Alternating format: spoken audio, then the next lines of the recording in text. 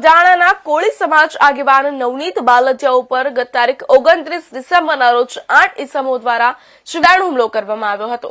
જે ઘટનાના પગલે ભાવનગર સહિત સમગ્ર રાજ્યના કોળી સમાજમાં આક્રોશ સાથે વિરોધ કરવામાં આવ્યો હતો।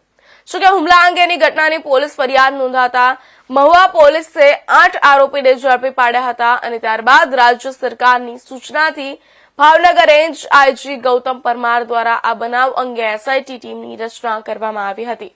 એસઆઈટીની તપાસ દરમિયાન આ બનાવમાં વધુ 2 આરોપીઓ સામે આવ્યા છે। ત્યારે આજરોજ ભાવનગર રેન્જ ઓફિસ ખાતે આ બનાવના ભોગ બનનાર નવનીત બાલદિયાને વિશિષ્ટ નિવેદન માટે આઈજી ઓફિસ ખાતે બોલાવવામાં આવ્યા હતા।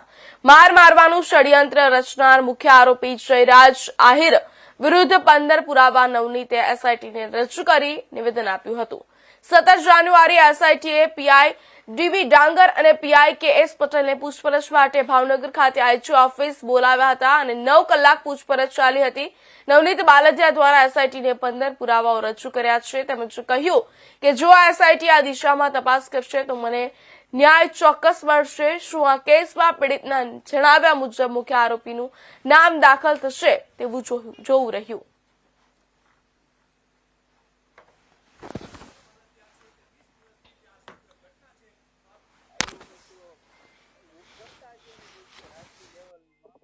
મારે આજે સમાધાન નથી કરવાનું અને કાલે નથી કરવાનું, બરોબર। મારે મારો સમાજ સાથે છે, મારા આગેવાનો સાથે છે।